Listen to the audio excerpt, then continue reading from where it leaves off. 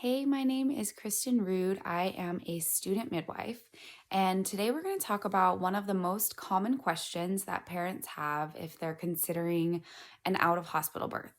And that question is, but what if I bleed too much, right? So, a lot of people have this question. It's a valid question. Postpartum hemorrhage is considered one of the most common risks that we come across in labor and birth. So, we're going to talk about this today. And so, one of the things that I think is most important to understand when you're talking about postpartum hemorrhage is how an undisturbed third stage in labor looks. And so the third stage is happening after the baby's been born, and we are in that process of waiting for the placenta. And then after the placenta is born, that is considered the end of the third stage. And so this is a time where we're really watching to make sure that postpartum hemorrhage isn't something that's coming up. It's not a risk for this mom and baby. And so, one of the things to really think about is what is happening hormonally.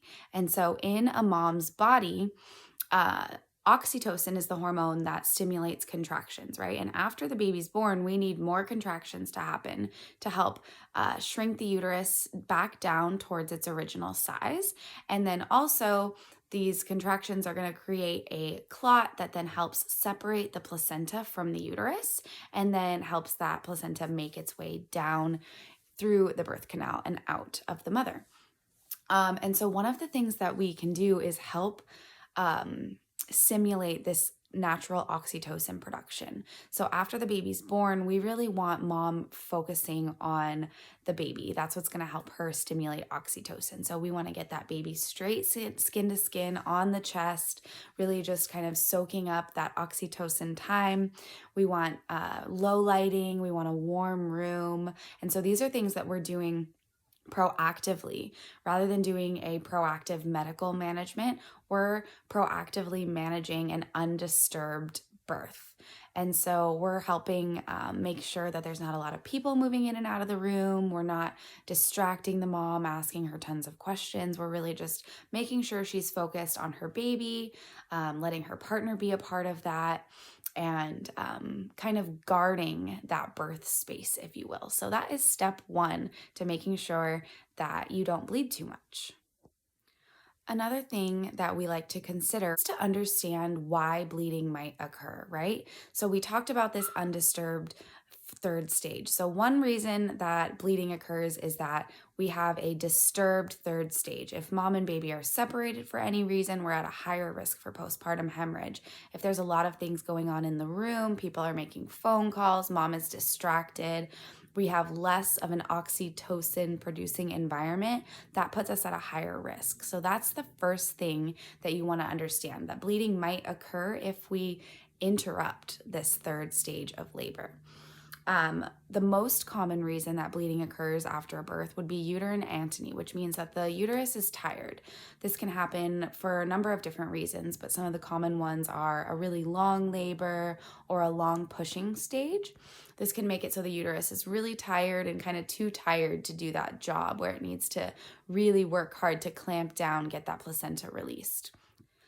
Another thing we want to ensure is that mom has an empty bladder. We want to encourage her to go to the restroom and try to urinate as much as possible throughout labor, and then really just make sure that bladder is empty, because if the bladder is too full, sometimes that can get in the way of that uterus doing those proper contractions. Another thing that can happen is bleeding if the uterus is still full. So if we have retained placenta or if that placenta is not coming out, we might have an issue with too much bleeding. And another somewhat common thing that we might want to consider are tears or lacerations that are causing excessive bleeding. So those are things that we're watching for. And we're making sure that we are aware of where the bleeding is coming from. So we're assessing for that. If we see a mom that's starting to bleed too much, we're trying to figure out where it's coming from, and is it something that we need to stop the bleed at an injury, or do we need to help the uterus to stimulate some more contractions, and we move forward from there. There's lots of things that we can do at a home birth, an out of hospital setting, to ensure that mom doesn't bleed too much if we do start to see those things happening. So we talked about all the signs. And so if those things start to happen, we can start with herbs. Most midwives carry herbs or homeopathics that can help stimulate contractions or help expel the placenta if that's what needs to happen. They're also trained in manual extraction or bimanual compression. If we need to help the uterus with our hands, we can absolutely do that. And then some midwives, depending on where you live and if your midwife is licensed or not and what the regulations are, she might carry medications such as Pitocin or Cytotec that you can use to stop bleeding that way. So those are some of the interventions that we can use at home or in out of hospital settings, depending on who your care provider is and what your plan of action is. And the last thing that I want to cover here is what are the risks of postpartum hemorrhage, right? So, what are the risks of bleeding too much? And so, one of the things is that if we lose too much blood, our blood pressure can go dangerously low and it can cut off blood supply to our organs. This can start to cause some permanent damage if it's not fixed quickly. And then also, it can lead to shock and things like that. So we definitely don't want a mama bleeding too much at home. We're doing a lot of prenatal care to make sure that she's eating healthy and that she has good blood volume and that the expansion of her blood is appropriate.